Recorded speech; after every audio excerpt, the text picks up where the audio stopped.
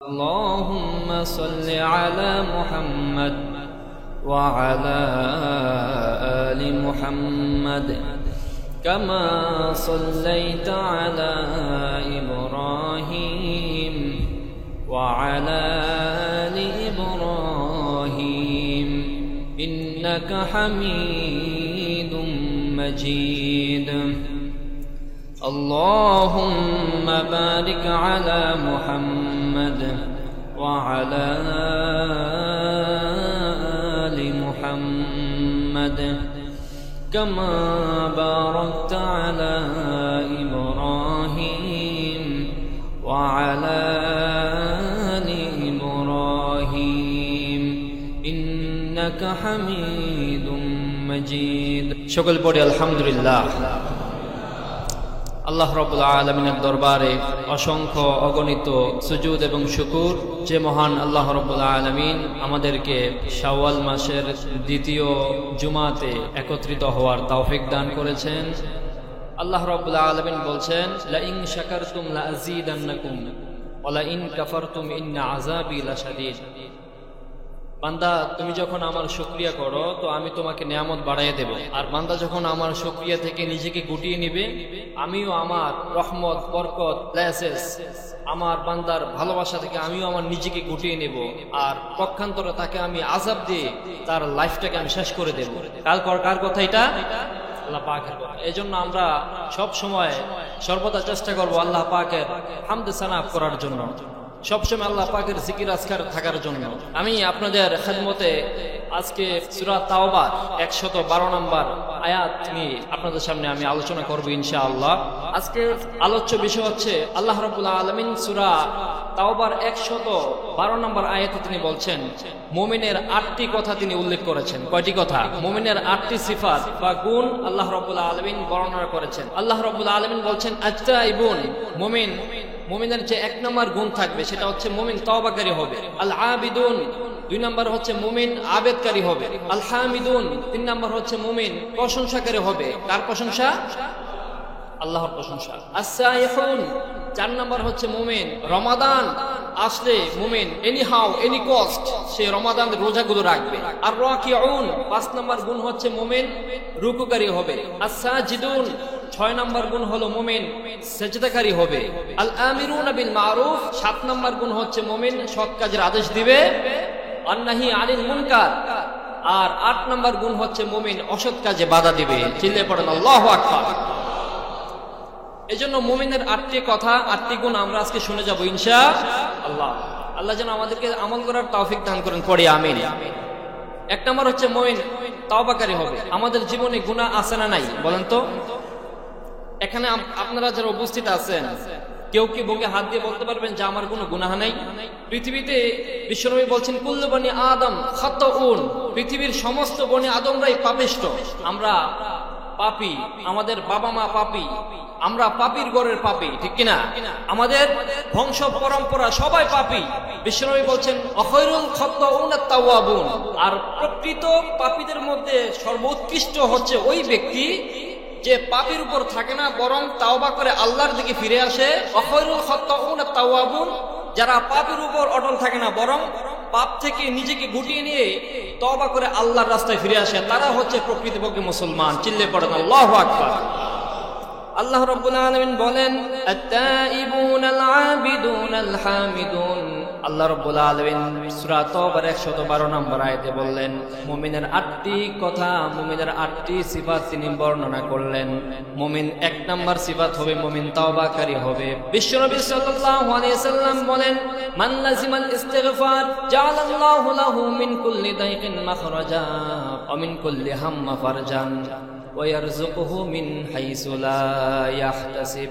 বিশ্বনবী বললেন মান লাজিমাল ইস্তিগফার, যারা তাওবা ইস্তেগফারের সাথে নিজেকে লাগিয়ে রাখবে, ইস্তেগফারের সাথে নিজেকে যারা জড়িয়ে রাখবে, জাআলাল্লাহু লাহু মিন কুল্লি দাইকিন মাখরাজা, আল্লাহ রাব্বুল আলামিন তাদেরকে সমস্ত সংকীর্ণতা থেকে তাদেরকে মুক্ত করে দিবেন। অমিন কুল্লি হাম্মা ফারজান, এবং তার যদি কোনো পেরেশানি থাকে দূর করে দিবে কে? ওয়ারযুকুহু মিন হাইসু লা ইয়াহতাসিব, আল্লাহ পাক বললেন এমন এমন জায়গা থেকে তার জন্য রিজিক আসবে সে কল্পনাও করতে পারবে না। সুবহানাল্লাহ বলে। তার মানে বোঝা গেল আল্লাহ রাব্বুল আলামিন বললেন বান্দা যদি ইস্তেগফারের সাথে লেগে থাকে তাহলে আমি বান্দাকে পুরস্কৃত করব কিভাবে? তার যত সংকীর্ণতা আছে, আমাদের জীবনে সংকীর্ণতা আছে না নাই বলেন? আছে কি না? আমাদের ব্যক্তি জীবনে সংকীর্ণতা আছে, পারিবারিক জীবনে সংকীর্ণতা আছে, সামাজিক জীবনে, বাস্তব জীবনে আমরা সংকীর্ণতায় ভুগতেছি, ঠিক কিনা বলেন? তো আল্লাহ তাআলা এই সংকীর্ণতা দূর করে দেবেন। অমিন কুল্লি হাম্মা ফারজান, এবং বান্দার যদি কোনো পেরেশানি থাকে সমস্ত পেরেশানি এই ইস্তেগফারের কারণে আল্লাহ পাক মিটিয়ে দিবেন। আল্লাহু আকবার। শুধু তাই নয়, আল্লাহ বলছেন ওয়ারযুকহু মিন হাইসু লা ইয়াহতাসিব, এমন এমন জায়গা থেকে আমি তার জন্য রিজিকের ব্যবস্থা করে দেব সে কখনো কল্পনাও করতে পারবে না। সুবহানাল্লাহ বলেন। তার মানে বোঝা গেল ইস্তেগফার এটা আমাদের জীবনে অত্যন্ত প্রয়োজন একটা আমল। ইস্তেগফার করার দরকার আছে না নাই বলেন? বেশি বেশি ইস্তেগফার করবেন। আমার সাথে বলেন আস্তাগফিরুল্লাহ, আস্তাগফিরুল্লাহ, আস্তাগফিরুল্লাহ রাব্বি মিন কুল্লি যামবিন ওয়া আতুবু ইলাইহি লা হাওলা ওয়ালা কুওয়াতা ইল্লা বিল্লাহিল আলিয়্যিল আযীম। আমাদের এই বাংলাদেশে না, সারা পৃথিবীর মধ্যে 4টা মাযহাব আছে, হানাফি, শাফিঈ, হাম্বলি, আরেকটা মাযহাবের নাম কি? মালিকি। তো হাম্বলি ইমাম আহমদ ইবনে হাম্বল রাহমাতুল্লাহ আলাইহি জগৎ বিখ্যাত একজন মুহাদ্দিস ছিলেন। তিনি একদিন ঘর থেকে বের হলেন একটা সফরে, পথিমধ্যে মসজিদ পেলেন। মসজিদের মধ্যে তিনি মনে করলেন যে রাত্রে এশার নামাজ পড়ার পর আমি এখানে থেকে যাব। এরপর দিন তিনি বের হবেন মসজিদ থেকে। কিন্তু মসজিদের তো একটা নিয়ম কানুন আছে, একটা রুলস রেজুলেশন আছে না নাই? তো মসজিদের যিনি খাদেম তিনি তাকে চিনেন নাই, আর ইমাম আহমদ ইবনে হাম্বল তিনিও তার পরিচয় দেন নাই। তিনি চাইলেন যে তিনি থাকবেন, কিন্তু মসজিদের খাদেম সাহেব তাকে রাখেন নাই, বলেন যে আপনি আসতে পারেন, মসজিদে থাকার কোনো নিয়ম নেই। তো তিনি চলে গেলেন। হাঁটতে হাঁটতে সামনে দেখলেন যে একটা দোকান, একটা হোটেল, ছোটখাটো একটা হোটেল। সেখানে একজন যুবক তিনি লক্ষ্য করলেন যে যুবক তিনি পিঠা বানাচ্ছে, রুটি বানাচ্ছে, পড়তেছে আস্তাগফিরুল্লাহ। তিনি খামিরে বানাচ্ছে, পড়তেছে আস্তাগফিরুল্লাহ। এই দৃশ্যটা ইমাম আহমদ ইবনে হাম্বল দেখতেছে, লক্ষ্য করতেছে যে যুবক শুধু আস্তাগফিরুল্লাহ পড়তেছে, কারণটা কি? তো তার কিউরিওসিটি বেড়ে গেল। তিনি জিজ্ঞেস করলেন, বাবা তুমি দেখতেছি যে কেন মেন করে কি জানি পড়তেছো? তো যুবক বলতেছে আমি ইস্তেগফারের আমল করতেছি, আর ইস্তেগফারের আমলের কারণে আল্লাহ রাব্বুল আলামিন আমার জীবনের যত দোয়া আছে সমস্ত দোয়া তিনি কবুল করেছেন। ইমাম আহমদ ইবনে হাম্বল রাহমাতুল্লাহ আলাইহি তিনি বললেন যে তোমার সব দোয়া কবুল হয়ে গেছে, তুমি তো মুস্তাজাবুদ দাওয়া হয়ে গিয়েছো। মুস্তাজাবুদ দাওয়া মনে হচ্ছে যিনি দোয়া করতে দেরি আল্লাহ পাক কবুল করতে দেরি নাই। তো যুবক বললেন যে আমার জীবনে একটা দোয়া কবুল হয়নি, বাকি সব দোয়া কবুল হয়েছে। ইমাম আহমদ ইবনে হাম্বল তার কিউরিওসিটি আরো বেড়ে গেল। তিনি জিজ্ঞেস করলেন কি এমন দোয়া তোমার কবুল হয়নি? তোমার সব দোয়া কবুল হয়ে গিয়েছে। যুবক বলে, ও মুসাফির, আমি শুনেছি এই জমানার মধ্যে সবচেয়ে বড় মুহাদ্দিস, সবচেয়ে বড় বুজুর্গ, সবচেয়ে বড় আলেম, তার নাম হচ্ছে ইমাম আহমদ ইবনে হাম্বল। আমার ইচ্ছা ছিল অনেক দিন যাবত যদি আমি আমার জীবদ্দশায় এই আহমদ ইবনে হাম্বলকে পেতাম, তাকে ঝরিয়ে ধরে তার কপালের মধ্যে একটা চুমু এঁকে দিতাম। আমার অনেক ইচ্ছা যে এত বড় মুহাদ্দিস, তাকে যদি আমি দেখে যে মরে যেতাম, আমার অনেক কলিজাটাও ঠান্ডা হয়ে যেত। ইমাম আহমদ ইবনে হাম্বল বললেন, যুবক তুমি চিন্তা করো না, ইমাম আহমদ ইবনে হাম্বলকে দেখার জন্য তার বাড়ি পর্যন্ত যাওয়ার দরকার নাই। ইমাম আহমদ ইবনে হাম্বল তোমাকে দেখার জন্য তোমার সামনে দাঁড়িয়ে আছি। আল্লাহু আকবার। যুবক সাথে সাথে তাকে জড়িয়ে ধরে তার কপালে চুমু আঁকলেন, আর চোখ দিয়ে ধরধর করে পানি ছেড়ে দিলেন, আর বললেন, হে মুসাফির, আমার জীবনের সমস্ত দোয়া আল্লাহ রাব্বুল আলামিন কবুল করে নিয়েছেন। সুবহানাল্লাহ, জোরে পড়তে পারলেন না? তার মানে ইস্তেগফার আমল এটা যে কত বড় আমল এটা আসলে বোঝানো সম্ভব নয়। কোন ব্যক্তি যদি মনে মুখে সবসময় জিকির করে, ইস্তেগফার করে, আস্তাগফিরুল্লাহ আস্তাগফিরুল্লাহ সাথে লেগে থাকে, ওলামায়ে কেরামগণ বলেছেন কোন যাদের অনেক সময় আছে যে কিছু বন্দা মহিলা যাদের বাচ্চা হয় না, তারা যদি এই ইস্তেগফার আমল করে, আল্লাহ রাব্বুল আলামিন ইস্তেগফার আমলের কারণে তার বাচ্চা ইনশাআল্লাহ তিনি দান করবেন। সুবহানাল্লাহ। এবং তার যত সমস্ত সংকীর্ণতা, সমস্ত পেরেশানি আল্লাহ রাব্বুল আলামিন দূর করে দেবেন। ইস্তেগফার পড়বেন তো ইনশাআল্লাহ। আল্লাহ বললেন আত-তাওয়াবুন আত-তাইবুন, মুমিনের প্রথম গুণ হচ্ছে মুমিন তওবা করবে, কারণ আমরা সবাই পাপী, আমরা প্রত্যেক কদমে কদমে পাপ করি, আমাদের পাপের কোনো শেষ সীমানা নাই। আমরা ডানে তাকালে পাপ, বাঁয়ে তাকালে পাপ, সামনে তাকালে আমাদের পাপ, পিছনে যদি তাকাই শুধু পাপ আর পাপ। গুনাহের ঢেউয়ের সাগর মধ্যে আমরা হাবুডুবি খাচ্ছি। এখন এই গুনাহের থেকে আমরা কিভাবে পরিত্রাণ পাবো? আল্লাহ রাব্বুল আলামিন বলেন ইন্নাল্লাহা ইউহিব্বুত তাওয়াবিনা ওয়া ইউহিব্বুল মুতাতাহহিরিন। নিশ্চয় আল্লাহ রাব্বুল আলামিন তওবাকারীদেরকে পছন্দ করেন, যারা গুনাহ থেকে নিজেকে পবিত্র করে। ওয়াইহিব্বুল মুতাতাহহিরিন, তওবা করে যারা তারা পবিত্র হয়ে যায়, আল্লাহ রাব্বুল আলামিন ওই তওবাকারীদেরকে অনেক বেশি পছন্দ করেন। শুধু তওবা করলে হবে না, তওবার মতো তওবা করতে হবে। আল্লাহ রাব্বুল আলামিন সূরা তাগাবুনের মধ্যে বলেন ইয়া আইয়ুহাল্লাযীনা আমানু তুবু ইলাল্লাহি তাওবাতান নাসুহা। ও ঈমানদারগণ, তুবু ইলাল্লাহ, তোমরা আল্লাহ আমি আল্লাহর কাছে তওবা করো, তওবার মতো তওবা করো। আজকে তওবা করলে একটু পরে ভুলে যাবা, এরকম তওবা না। নাকি অনেক সময় অনেকে তওবা করে যার কি করলাম, গালের মধ্যে দুটো থাপ্পড় দিয়ে বলে যে আরে তওবা তওবা তওবা। তওবার সিস্টেম কি এটা নাকি? তওবার সিস্টেম হচ্ছে আপনি যখন একটা গুনাহ করলেন, এই গুনাহ থেকে নিজেকে পরিত্রাণ করে ভবিষ্যতে এই গুনাহটা না করার দৃঢ় প্রতিজ্ঞা করা যে আমি আর কখনো এই গুনাহ করব না, এবং আল্লাহর কাছে রোনা জারি করা। আমরা তো নামাজ পড়ার পরে চলে যাই, শুধু ফরজটা পড়ে আমরা দৌড় দিই। আমাদের ব্যস্ততা, আমাদের কোলাহল, এই ব্যস্ততা থেকে মৃত্যুর পরে কি ব্যস্ততা থাকবে? যখন এই দুই চোখ যখন মিশে যাবে, যখন মালাকুল মউত হাজির হয়ে যাবেন, আমাদেরকে সেই তওবা করার, ইস্তেগফার করার কোনো সুযোগ থাকবে? আল্লাহ বললেন যে তোমরা তওবা করো, আমার কাছে ফিরে আসো, আমি কিয়ামত পর্যন্ত, তোমার মৃত্যু পর্যন্ত, এবং তুলুউশ শামসি ইলা মাগরিবিহা, সূর্য পশ্চিম দিকে ওঠা আগ পর্যন্ত আমি তওবার দরজা তোমাদের জন্য খোলা রেখেছি। আর হচ্ছে একজন ব্যক্তি যখন মৃত্যু শয্যায় শায়িত হয়ে যায়, তার গলার মধ্যে যখন গড়গড় আওয়াজ শুরু হয়ে যায়, মালাকুল মউত যখন তিনি হাজির হয়ে যান, সেই মুহূর্তে ওই ব্যক্তির তওবা কবুল হবে না। কেন? আল্লাহ তাআলা তো আপনাকে অনেক সময় দিয়েছিলেন, ঠিক কি না? আল্লাহকে আমাদেরকে সুযোগ দেন নাই, সময় দেন নাই? তাহলে এত বছর 60, 70, 80 বছর আমরা পেলাম, কিন্তু আমরা তওবা করার সুযোগটা পেলাম না। এই জন্য আল্লাহ রাব্বুল আলামিন বলছে খবরদার তওবার করার মতো তওবা করো। যারা তওবা করার মতো তওবা করবে, আল্লাহ রাব্বুল আলামিন বলছেন আসা রাব্বুকুম আইয়ুকাফিরু আনকুম সাইয়্যাতিকুম, আশা করা যায় আমি আল্লাহ রাব্বুল আলামিন তাদেরকে ক্ষমা করে দেব। ওয়া ইয়াগফির লাকুম জান্নাতিন তাজরি মিন তাহতিহাল আনহার, আর আমি তাদের জন্য এমন জান্নাত দান করব যে জান্নাতের পাদদেশে মধুর ঝর্ণা থাকবে, দুধের ঝর্ণা থাকবে। সুবহানাল্লাহ। আমার ভাইয়েরা, আপনি আমি কি গুনাহ করেছি? আমরা গুনাহ করে আমরা হতাশ হয়ে যাই, গুনাহ করে আমরা পাগল করা হয়ে যাই, আর চিন্তা করি যে এত বড় গুনাহ করলাম, আল্লাহ কি ক্ষমা করবে নাকি? আপনি আমি কতটা গুনাহ করছি, কেমন গুনাহ করেছি? না, হতাশ হওয়ার কোনো কারণ নেই। আপনার গুনাহ যদি হয় নদীর সমান, আমার আল্লাহ পাকের দয়া ক্ষমা আকাশের সমান। আপনার গুনাহ যদি হয় আকাশের সমান, আমার আল্লাহ রাব্বুল আলামিনের দয়া ক্ষমা 7 আসমান 7 জমিনের সমান। আল্লাহু আকবার।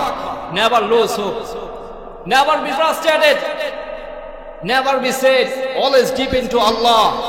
ভরসা রাখতে হবে একমাত্র কার উপর? আল্লাহ পাকের উপর। এই জন্য আল্লাহ রাব্বুল আলামিন বলছেন খবরদার তোমরা পাপ করবে, এটাই স্বাভাবিক। কারণ তোমরা যখন তোমাদেরকে যখন আমি বানালাম, বনি আদমকে যখন বানালাম, তখন তার পিছনে এক একটা শয়তান লেগে আছে। কিয়ামত আগ পর্যন্ত ওই শয়তানগুলো মানুষের পিছনে থাকবে, শিরায় শিরায় থাকবে। ওই শয়তানগুলো মানুষকে ধোঁকা দিবে, ওয়াসওয়াসা দিবে। কোনো বান্দা যদি পাপ না করত, সমাজের মধ্যে যদি আমার বান্দারা পাপ না করত, আমি বান্দাদেরকে ধ্বংস করে এমন এক বান্দা আমি নাজিল করতাম যারা সকালে পাপ করত, বিকেলে আমি আল্লাহর কাছে ক্ষমা চেয়ে নিত। আমরা পাপ করবো, এটাই স্বাভাবিক। যদি পাপ কেউ না করতো আল্লাহ পাকের সমাজকে ধ্বংস করে দিতেন। আল্লাহ পাকের বড্ড পছন্দ বান্দা যখন পাপ বুঝতে পেরে আল্লাহ পাকের কাছে ক্ষমা চায়। আর বান্দা যখন আল্লাহর কাছে ক্ষমা চায় তখন তিনি এত বেশি খুশি হন। আরব দেশের মধ্যে একটা মানুষ, আরবের মরুভূমির জাহাজ কাকে বলা হয়? উটকে বলা হয় না?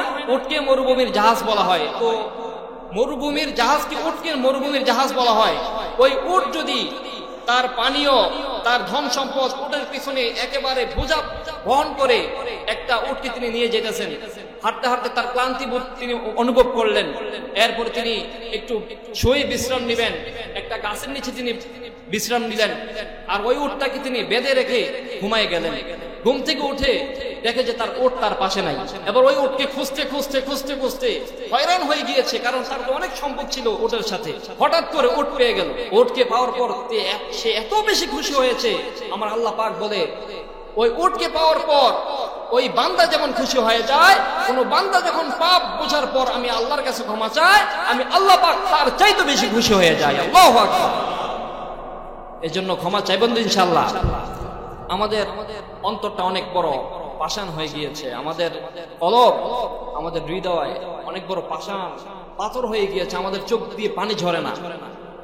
আমরা বাংলা সিনেমা দেখলে, হিন্দি সিনেমা দেখলে আর লাভ স্টোরি পড়লে আমাদের চোখ দিয়ে ঝরঝর করে পানি পড়ে।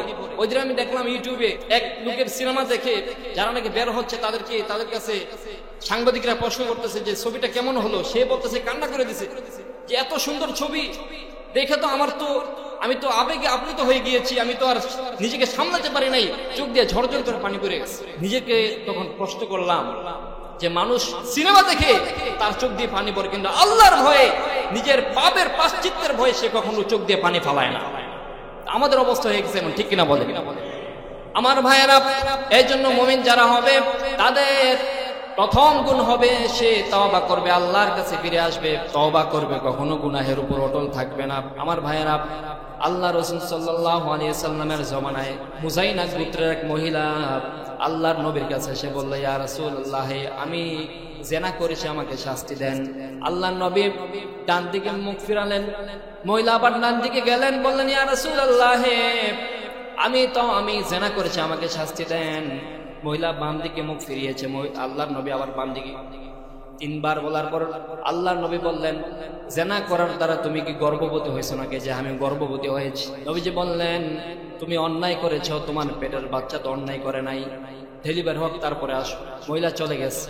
বাচ্চা যখন ডেলিভারি হয়েছে তখন বাচ্চাকে নিয়ে নবীজির কাছে আসলো। নবীজিকে আবার বললেন, ইয়া রাসূলুল্লাহ, এই আমার বাচ্চা, আর দেরি করবেন না, আমার উপর শরীয়তের হদ জারি করেন, আমার উপর শাস্তি আরোপ করেন। আল্লাহর নবী বললেন, তুমি অন্যায় করেছ, কিন্তু তোমার পেটের বাচ্চা, এই বাচ্চা তো অন্যায় করে নাই, সে তোমার বুকের দুধ 2.5 বছর পর্যন্ত পান করতে পারবে, আমি তার বুকের দুধ, তার হক কখনো নষ্ট করতে পারি না। মহিলা চলে গেল বাচ্চাকে নিয়ে। 2.5 বছর দুধ পান করার পরে আল্লাহর নবী সাল্লাল্লাহু আলাইহি সাল্লামের কাছে ওই বাচ্চাকে নিয়ে মহিলা আসলেন, এসে বললেন, ইয়া রাসূলুল্লাহ, এই সে আমার বাচ্চা 2.5 বছর দুধ পান করেছে, এখন দুধ ছাড়িয়ে দিছি, সে এখন শক্ত রুটি খেতে পারে, আর দেরি করবেন না, দুনিয়ার এই শাস্তি আমি ভোগ করতে পারবো, কিন্তু আখিরাতের সেই কঠিন আযাব আমি ভোগ করতে পারবো না। আল্লাহর নবী, বিশ্ব নবী সাহাবায়ে কেরামদেরকে ডাক দিলেন আর বললেন, ও সাহাবীরা, এই মহিলাটিকে বুক পর্যন্ত কেড়ে নাও। মহিলাটিকে বুক পর্যন্ত গাড়া হলো। চতুর্দিক থেকে যখন পাথর নিক্ষেপ করা হলো, পাথর ছিটে একজন সাহাবীর গায়ে পড়ায়, সাহাবী ভর্ৎসনা করলেন।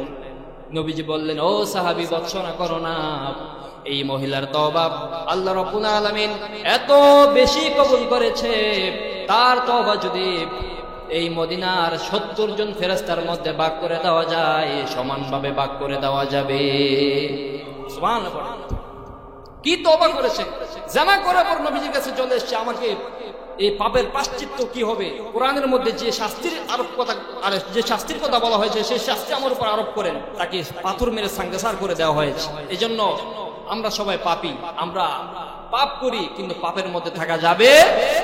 সঙ্গে সঙ্গে যখন মনে হবে যে আমি তো পাপ করেছি, আল্লাহর কাছে ফিরে আসতে হবে তওবা করে।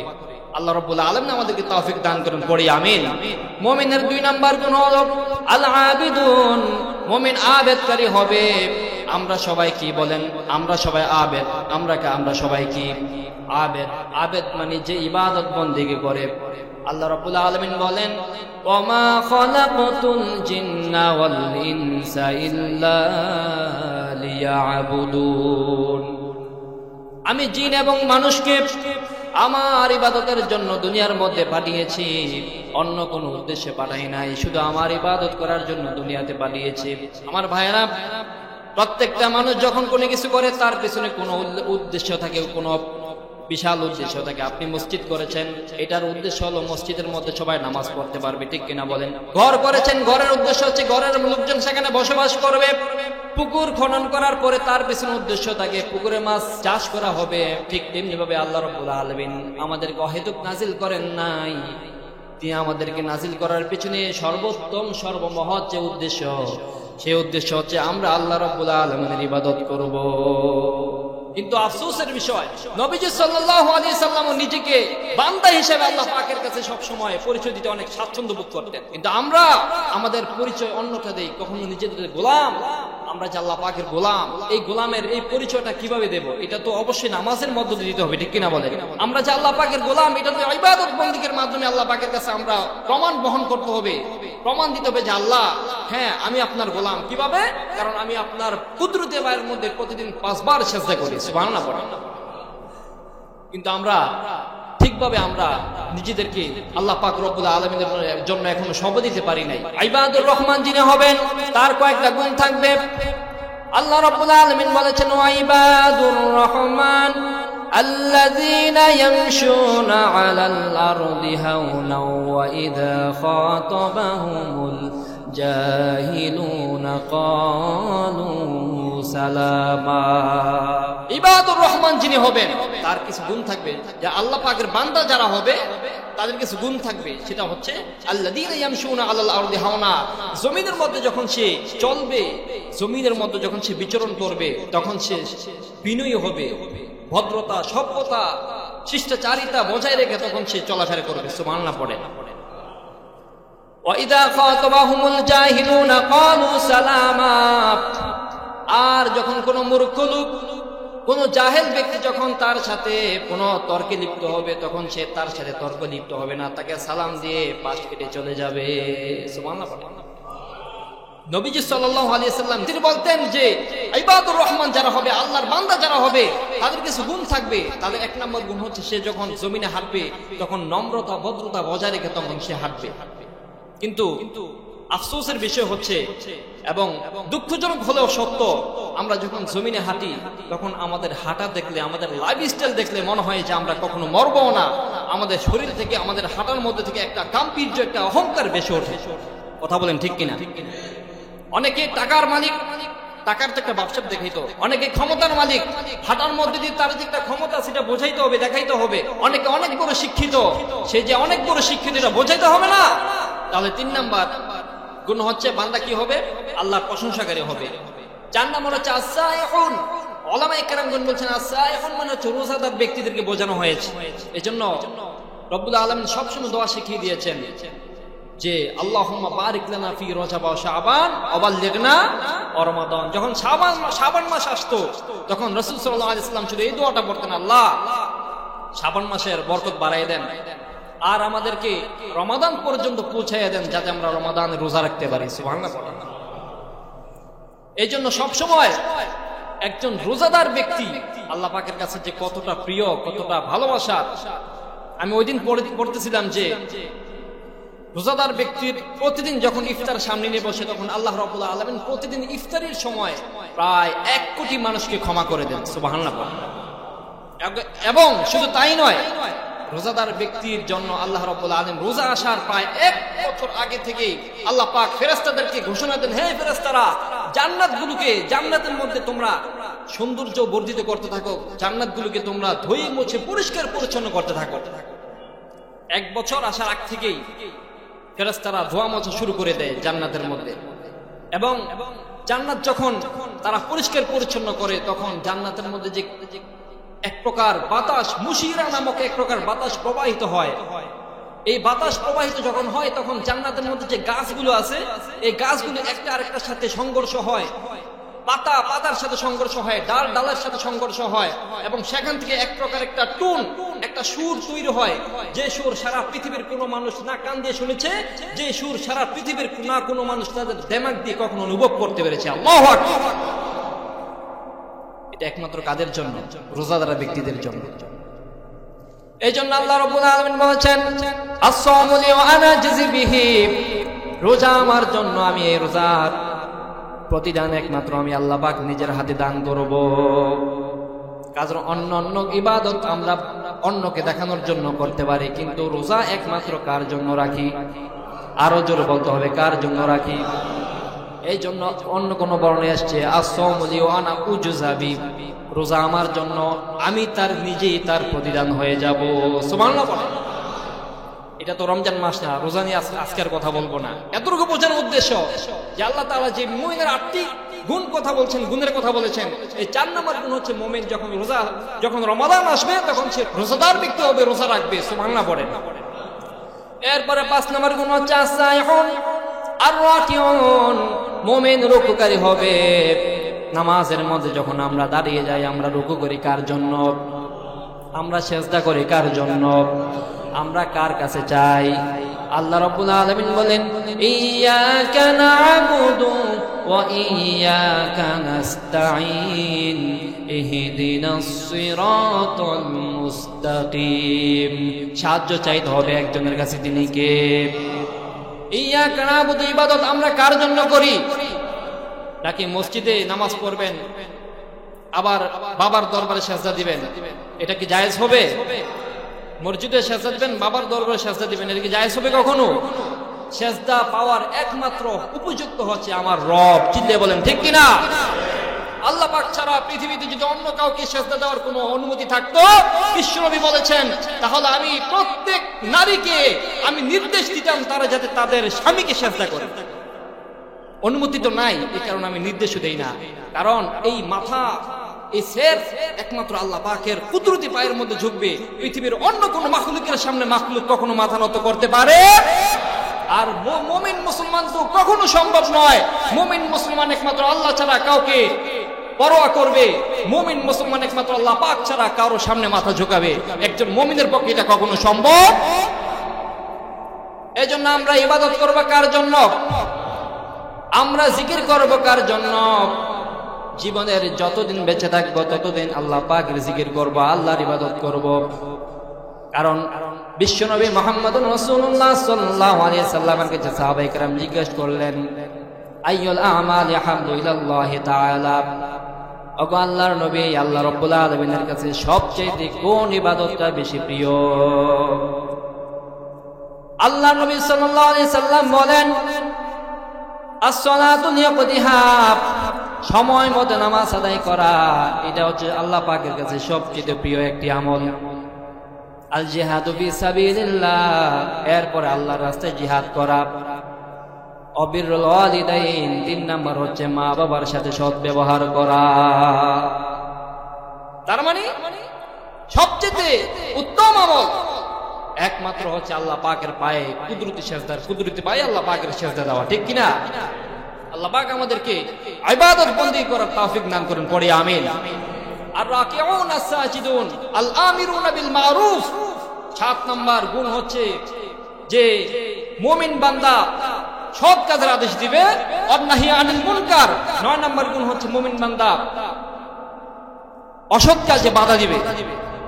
বিশ্বনবী মুহাম্মদ সাল্লাল্লাহু আলাইহি ওয়াসাল্লাম বলছেন যে, মান রাআ মিনকুম মুনকারান ফালিয়ুগাইয়িরহু বিয়াদিহি ফাইল্লাম ইস্তাতি' ফাবিলিসানিহি ফাইল্লাম ইস্তাতি' ফাবিকলবিহি ওয়া যালিকা আদআফুল ঈমান। তোমার সামনে যদি কোনো অন্যায় দেখো, তোমার যদি সাহস থাকে, তোমার যদি ক্ষমতা থাকে হাত দিয়ে বাধা দেওয়ার, তুমি হাত দিয়ে বাধা দিবে। তোমার যদি সাহস না থাকে হাত দিয়ে বাধা না দেওয়ার, তাহলে তুমি জবান দিয়ে বাধা দিবে। যদি সে সাহসও না থাকে তাহলে অন্তর দ্বারা এটা পরিকল্পনা করবে কিভাবে পাপাচার মুক্ত করা যায় সমাজকে, এই চিন্তাটুকু তুমি করবে। ওয়াযালিকা আদআফুল ঈমান, আর এটাই হচ্ছে ঈমানের সর্বনিম্ন স্তর। যারা এইটুকু যাদের অন্তরে নাই, তাদের মধ্যে ঈমানের কোনো ছিটে ফোঁটা বলেও নাই। কথা বলেন ঠিক কিনা? কিন্তু সমাজের মধ্যে যারা মোড়ল আছেন, যারা সমাজকে নেতৃত্ব দেন, আপনারা তো ভালো কাজ করবেনই, আপনাদের সামনে কিন্তু অনেক অসংখ্য অগণিত অনেক খারাপ কাজ কিন্তু সংঘটিত হয়। আপনারা যদি এটাকে বাধা না দেন, আল্লাহর কসম করে বলছি কাল কিয়ামতের দিন আল্লাহ পাকের সামনে আপনারা আসামির কাঠ করে দাঁড়াতে হবে। কথা বলেন ঠিক কিনা? কারণ কুল্লুকুম রাঈন ওয়া কুল্লুকুম মাসউলুন আন রাঈয়াতিহি। আমরা পৃথিবীর সবাই হচ্ছে রাখাল। রাখালের কাজ কি জানেন? রাখালের কাজ হচ্ছে আমি আমার গরুটাকে সব সময় দেখে শুনে রাখবো, যাতে করে সে অন্য কোনো ক্ষেতের মধ্যে মুখ না দেয়, ঠিক কিনা? ঠিক তদ্রূপভাবে যারা সমাজের মধ্যে যারা মোড়ল আছে, নেতৃত্বস্থানীয় লোক আছে, তারাও সমাজটাকে কিভাবে সুন্দরভাবে পরিচালিত হয় এটা তাদের উপর দায়িত্ব। আমি সমাজের বাবা মা, কাল কিয়ামতের দিন আমাকে আল্লাহ পাক জিজ্ঞাসিত করবেন যে তোমার পরিবারের মধ্যে তোমার সন্তান নামাজ পড়ে নাই, তোমার স্ত্রী নামাজ পড়ে নাই, তোমার কন্যাটা, তোমার মেয়েটা অবৈধভাবে ইসলামের গণ্ডিকে পেরিয়ে সে তার নিজের মতো করে বেপরদায় চলাফেরা করেছে, আপনি একজন বাবা হয়ে কি ভূমিকা পালন করেছেন, সেই জবাব দিয়ে আপনাকে আল্লাহর কাছে করতে হবে, ঠিক কিনা বলেন?